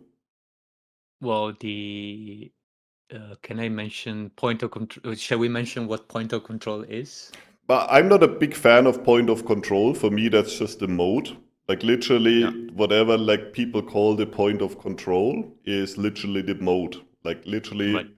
if we talk DR, that's our volume mode, right? I mean, I could have made a script just making the same, just naming it differently. But at the end of the day, for me, the point of control is the mode. Right. So to say.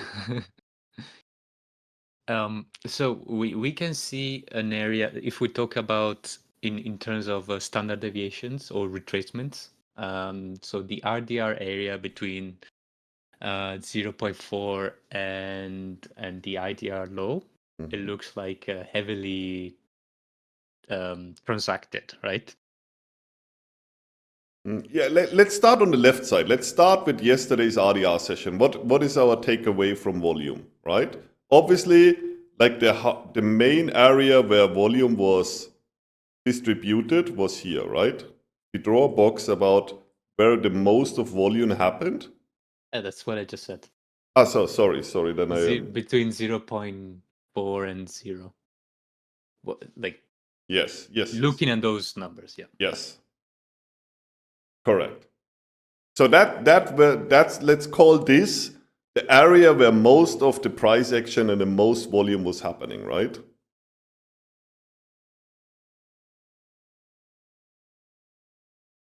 Correct. So that gives us an informational value of what? What is it telling us? What is the simple value we can take out of this? That area is that area is very important for the algos, right? Because the most transactions have happened around that area. Yes, and what it's and it's most likely gonna be a barrier to break. Yes, or it's gonna. It's an area where we definitely have a look at. But like, what is this also telling? So we know now between this blue area, which I marked out in the RDR session yesterday. So obviously, the most volume happened there, right? Yep. So, but what doesn't happen? So what conclusion, based on the price action we have seen in the RDR, right? What doesn't, like, if a lot of people would have sold there, right? What would be price doing when a lot of people would have sold in this area? Price would have needed to go down, like it would have gone lower. Exactly. So what the conclusion is that during the RDR session, we came into this area, and obviously we can come to the conclusion that there was more buyers because like more buy volume coming in these areas because price was not dropping further, right? Because if people would have sold heavily there, price would have just dropped more, right? So we know that obviously there is some area where people were willing to buy, right? And the algo willing to follow that, right? So that's the first conclusion what we have. So that's only what we know from the previous session. And now we are looking what is happening in our ADR session till the end of the ADR session. Like we are getting the new volume profile, right? And what is this matching completely so far? With the RDR BZ volume. Yeah. Yeah. With the blue area. Yes. Complete overlap. Yeah. So, and obviously what is happening now in comparison to the RDR. So in the RDR, we went above and then we went back into this area where the volume is stacking. But in the ADR, we're getting the same picture, right? So so far, if we're looking at our volume profile, right? All the price action is happening inside this volume profile, right? Yep. Correct? Yes. So now we are down here, right? At the end of our session, right? So if you look now, what would be the potential ways to remove liquidity for the algo out of the info? This is it. Now we are not talking about like whatever, there is a high or something like that. So today I'm going to distract all your thinking about highs are important or lows are important, right? This is going to be garbage from today onwards for you guys. You will understand when there is removing liquidity and when not. And you will understand it based on facts and data, not just like because there is a high. So what we can say, where is the potential way to remove liquidity here? Which areas are going to get interesting for us when we talk about removing liquidity, which the algo always wants to do? So if we know that there was a lot of buying before in that area, yeah, it means you could trap the longs, or you could take them to target. Exactly. So we can simplify it to go process by process. So it would be like we can take out liquidity out of the market when we go above this area, right? Yes. Yes. And when we go below this area, right? Yes. Yeah. So obviously, that's our informational value we have so far in the session, right? Mm-hmm.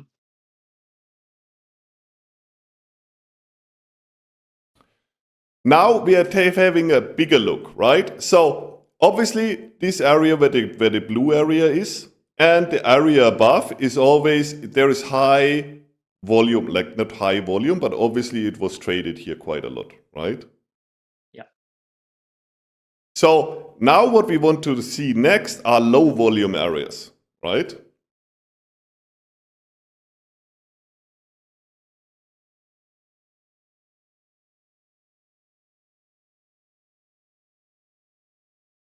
Right, Mege? Yes. Sorry, I was reading the chat. So low volume areas. Yeah. So our low volume areas would be either obviously below this low here, right? There's almost no trading has happening there, right? Yep. And then obviously atop we have these areas here, which are low volume. yes, and then we have another one up here, right? That's like super low volume areas, and then higher and higher and higher, okay?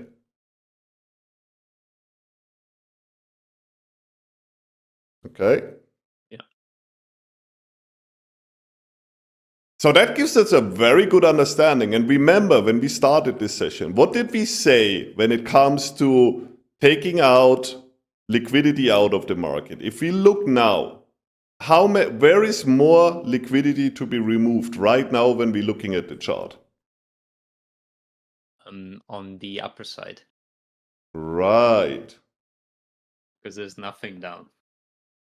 There's something down, but not Well, really, yeah, but really something. Considering that in the RDR we already tapped there one time, right?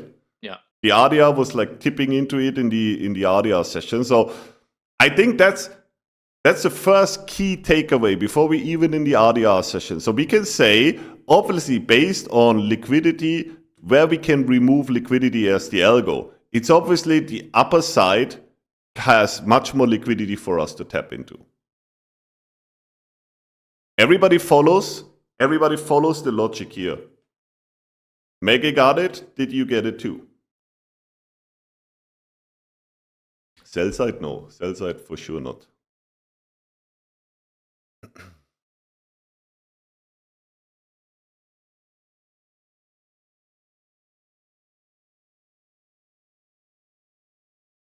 Got it. So most of them got it. Okay, perfect. So that gives us a huge advantage here, right? Because we already know that the downside is less probability because actually in the RDR we already tapped one time below here. So if you think about people are buying and buying and buying and buying in the RDR session, right? So then we reach the upper area of volume, right? And then price returns, goes back and dips one time below. So whoever went long here was already, the liquidity is already removed from the market because all of these people got stopped out, right? Yep. Yep.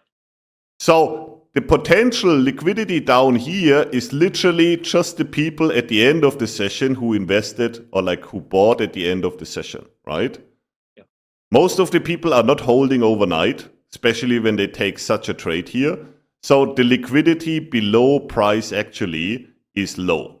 So if you would be the algo, with all the information what you have, right? Imagine you would be the algo or you're programming an algo, right? And you come to this conclusion.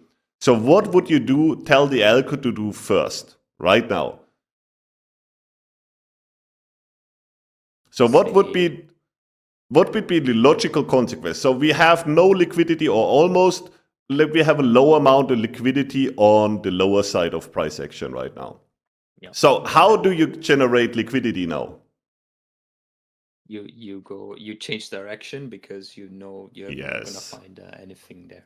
Yes. So price wants to go. The algo right now, that's how it is programmed. The algo now wants to go higher, not because higher is a better direction or there's some fundamental stuff. No, because the algo now, first of all, there is money to be made in the liquidity which is still in the market from yesterday and the ODR session, right?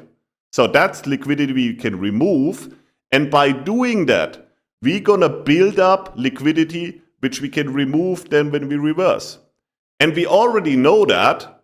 Why? Because we already know what's the next model to be expected, right? So when we talk about volume right now, and we're looking at what we are seeing right now on a chart, it goes hand in hand with what everything, the 1.5 hours we discussed before, it's all confirming what we just discussed for 1.5 hours, right? Yep. So, and the next thing I removed the red areas. Now we leave the red areas, but I move them a little bit to the right side so that they are visually not disturbing us. The next thing we want to look at is how the volume profile is exactly looking like. So what do you see here, Maggie, in this area? What happened here only in this price range? 8:30 yesterday. So let's wait till the chart is updating. 8:30, just price dropped like a stone. Yes, and what did so green is people or price action at buying orders, right? And Yes. gray is selling orders. Yes, mostly sold. So what can we say about the whole volume profile? So in this, So yeah, unlike what we saw earlier, there's consistently high selling volume and price consistently went lower, which means there's no levels in which people are stepping in around that price area. yes. And it continues through if we follow the movement to the downside now, it continues to go this direction, right? So there's obviously more selling orders in this area. When this happened, there was more selling orders in the price, right? Yes. You see that, like if the green and the gray area is shorting or short orders or short price movements, and the green one is up price movements, right? So there's definitely an imbalance in terms of the whole down movement here, right? Is very structured in terms of more people were selling than buying, right? Yeah. Shouldn't buying and selling be always equal? August, how should price move? It's always equal. If the same amount of people buying and selling, price will move nowhere. You have to create an imbalance to move price. Dark pools aren't represented in the volume profiles. No, they are not.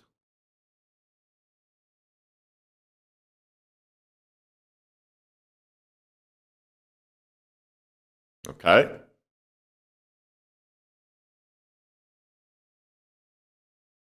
So and now we are looking to the previous, before yesterday's price action, what happened in the ADR.